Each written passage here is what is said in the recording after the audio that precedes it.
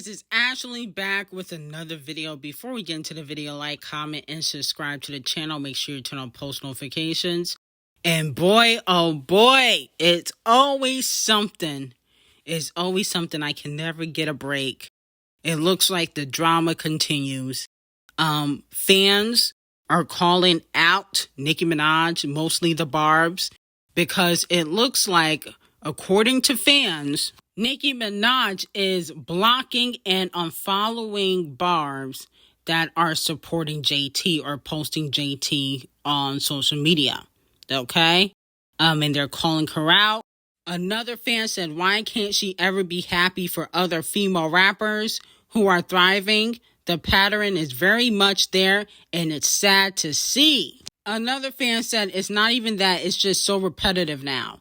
She damn near beefs with almost every new rap girl who starts getting exposure or debut within the decade. Okay, so fans feel like Nicki is beefing with everybody. Some fans were even threatening to unstan Nicki Minaj.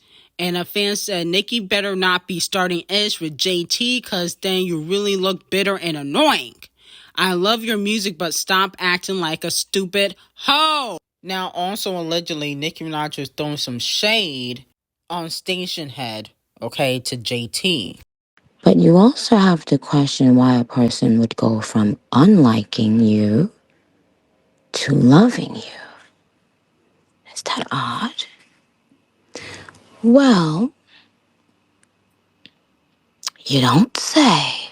Now, some of y'all forgot that JT used to throw shade at Nicki Minaj and made a diss track, but Nicki says she forgave her for that. I don't believe that listening to other female rappers, and I might be the minority in this, but I don't feel like listening to other female rappers means you don't like Nicki Minaj or that you gotta unstand Nicki Minaj.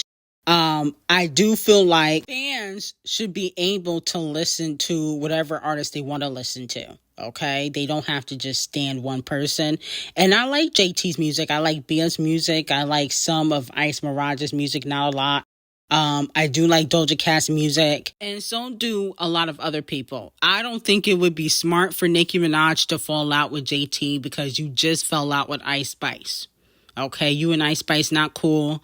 You fell out with Doja Cat too. Okay, and then also, and this is all in 1 year. And then the Megan Thee Stallion situation happened with the Piss and Bigfoot diss records. So I don't feel like it would be smart for Nicki Minaj to, fall out with JT. It definitely wouldn't look good because now people are going to say, oh, she falls out with everybody. That's the narrative that they're running with. I personally would have loved to see JT collaborate with Nicki Minaj. I think that would have been a good look. I know they did the Queen mix for Super Freaky Girl, but a record with them two on it would have been fire. And I think JT is talented, okay? I don't want that narrative to be pushed about Nicki being bitter or that she's jealous of any female rapper that gets a buzz. So I don't think it would be a smart idea for Nicki Minaj to start unfollowing fans or blocking fans that support JT. Only because then people are going to be like, oh, she's bitter, she's jealous. That's the narrative that they're running with. I don't think that's a good narrative. And I definitely don't think Nicki Minaj is bitter towards JT. Okay? But this goes back to what I've been saying since the very beginning, ever since the Megan Thee Stallion situation happened, that Nicki needs to stop associating herself with female rappers or, hanging out with female rappers, working with female rappers, because there's always drama. Okay? People are looking at the JT and Nicki Minaj thing because JT and Nicki went live together. JT and Nicki were on Station Head together. She was supporting JT. She brought out JT on the Pink Friday 2 World Tour. And so I feel like it would look good for Nicki to mentor JT. I feel like that would be, a good mentorship. And hopefully they can come to some common ground.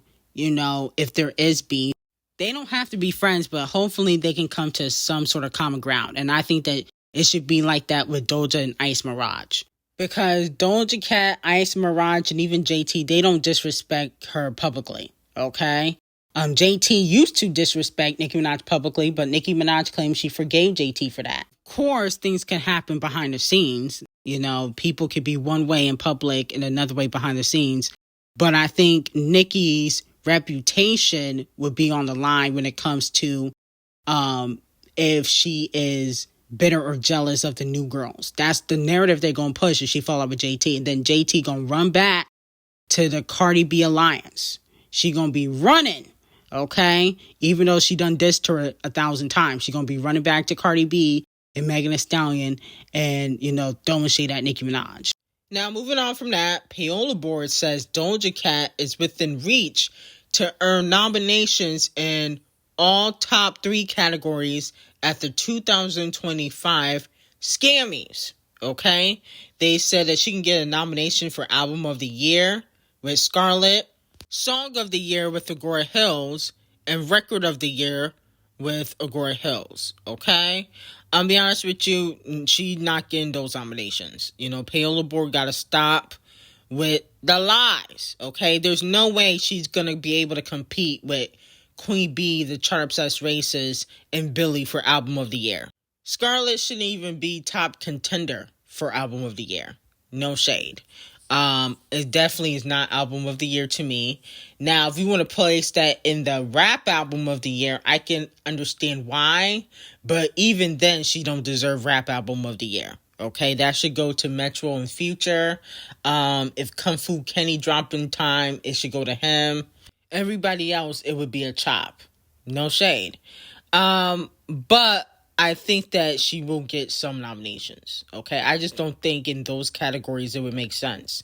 Record of the Year, Agora Hills, huh? Like, how would that be considered Record of the Year? Agora Hills is a good song, but it damn sure ain't no Record of the Year.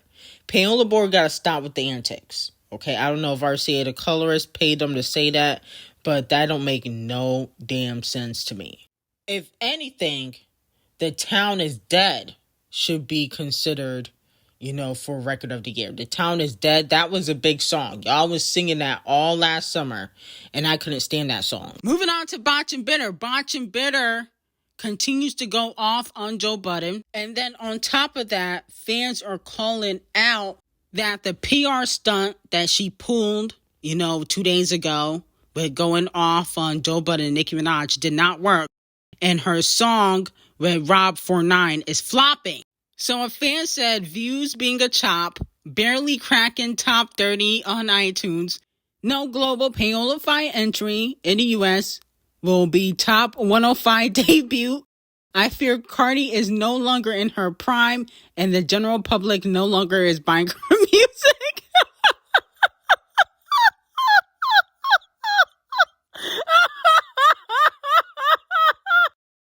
Stop. Y'all need to stop laughing. It's not funny. Y'all need to stop that laughing. Then another fan said there's no way y'all thought this song was going to debut with 1 million views on YouTube. I'm sorry. It's not funny. Then a fan said, Cardi B, can you give us another hint about the album? This whole waiting kind of pissing me off. And Cardi B responded and said, B-word F you. Oh my goodness, it seemed torturous in Section 8 gang world. Oh my goodness, she hates her fans. Now, with that being said, Joe Budden and Botch and Bitter are beefing, and she had more to say on Spaces about Joe Budden. Let's take a listen. You quit on your passion. I'm not going to quit, bro. That's the issue. That's the issue with you. You critique everybody. And stop being a hater, bro. Stop being a hater. If somebody got $400 million for a deal and you talk about, yeah, well, they got a tour, this, and that. Tour till I'm 65 if somebody give me $400 million. $400 million that you don't have. Ash Miracle. Stop hating on everybody. Everything that somebody do good, you always hate on it. You always hating on something. It sets you apart from being a critic. Ash Miracle. A critic from a hater. That's why sometimes I sometimes value academics' point of views because he would say mostly the truth than being a straight up hater. You be a hater. Now, this is what Botch and Bitter had to say, but to me, no shade, it don't matter what deal Botch and Bitter has. She don't have enough hits in her discography to tour to 60, okay? And the deal that they're talking about is a deal that Champagne Thickums got. You know, he had a $400 or $500 million deal he signed a few years ago from Universal, one of the biggest deals in the industry, and it's technically a 360 deal, you know, but Botch and Bitter so dumb. She think that they giving the money out for free. He got to make that money back. No label just gives out money just to give it out. You have to make the money that they give you back. So Champagne Thickums got to make that $400 or $500 million back. And I'm sure he probably made some of it back, but not all of it. And Joe Budden basically called out the fact that, you know, Champagne Thickums has to constantly tour and put out several albums per year, which he does. You know, he'll put out like 2 albums per year and tour all the time because he got to pay back the money. That's all Joe Budden said. I mean, I don't understand how that was hating. He was explaining the deal, the 360 deal that Champagne Thickums is in. Now, Scratch Off basically admits that she is shelved in her Paola Board interview that she did. My whole thing with Scratch Off is that how did she get a cover on Paola Board and she hasn't had a hit all year? Like, you haven't charted on Billboard, so how did you end up on the Billboard cover? That's very suspicious. Like, what was the last thing that charted for Scratch Off? Was it the John Cook song? That was the last time she seen the charts. That's very interesting. Now, Scratch Off said in her Paola Board interview that her next album, Sugar Honey Iced Tea, she said, I love music that I'm making right now. I'm not chasing achievements. That's only because you've been flopping. That's why you're not chasing achievements. Because I noticed one thing about Scratch Off, she's very braggadocious when she winning. When she losing, you know, she's not chasing achievements. When she was winning, you know, she was bragging about her achievements. She said, I'm just doing me. This is the happiest I've been to the point where I've told the label to fall back. I'm in the studio. I don't want y'all sending me no beats, no songs, nothing. I'm doing what I want to do. I really haven't been this confident for a project yet. Well, I don't necessarily believe that. I think that the label has probably already fell back because you're basically shelved and you're not making the label no money.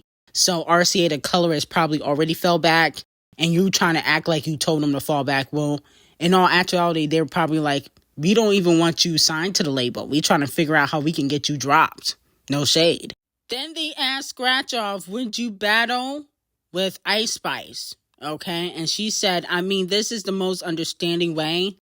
I'm a fan of music. I'm not one of them lyrical only. Anything else is bullshit people.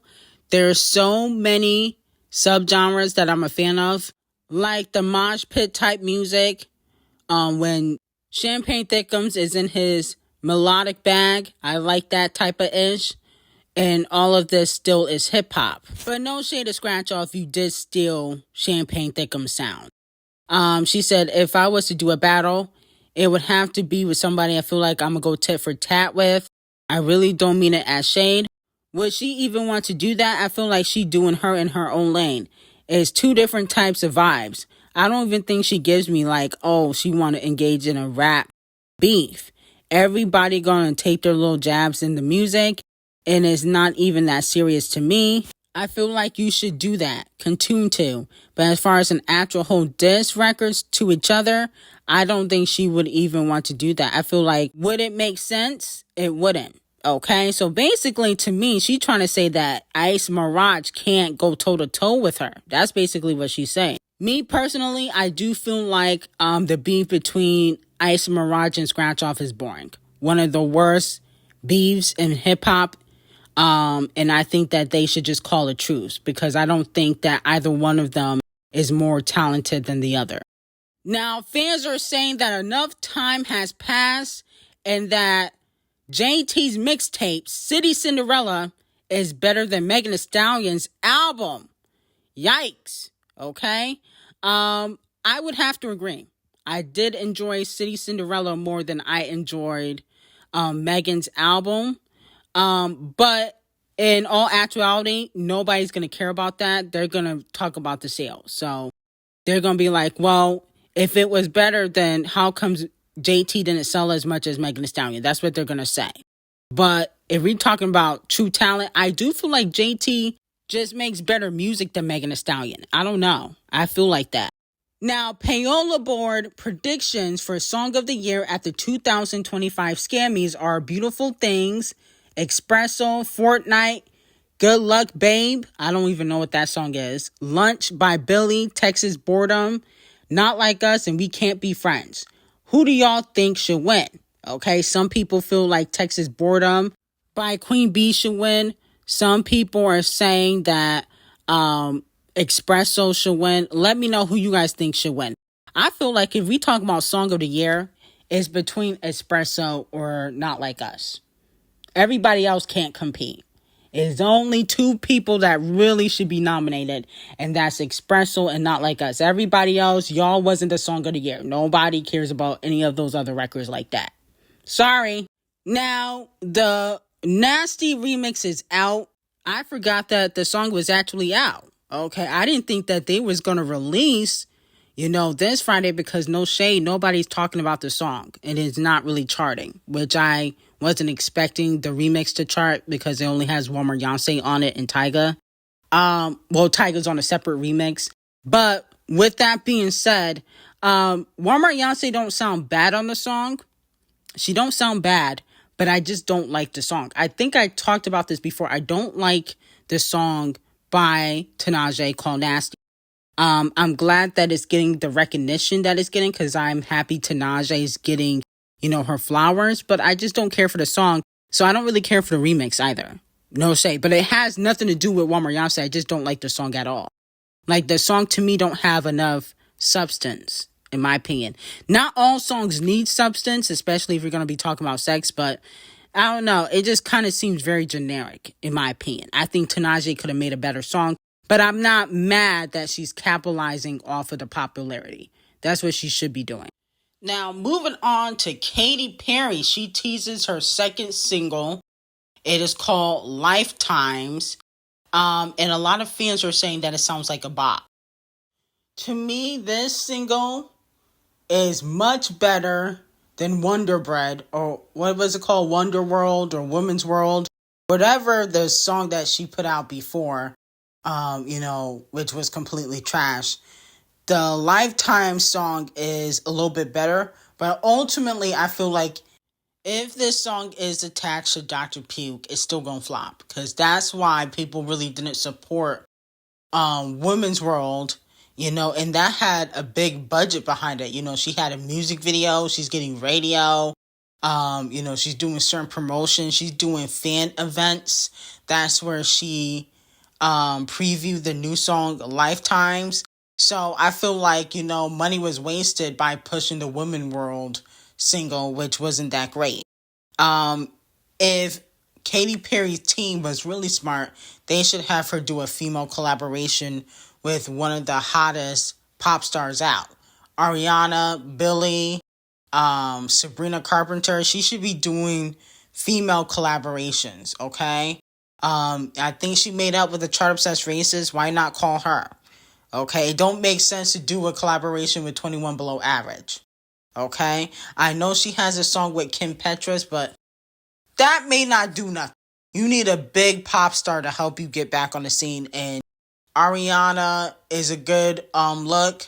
You can call up Sabrina Carpenter, maybe Dua Lipa. I feel like you need to do another female collaboration to get the people back on your side to support you.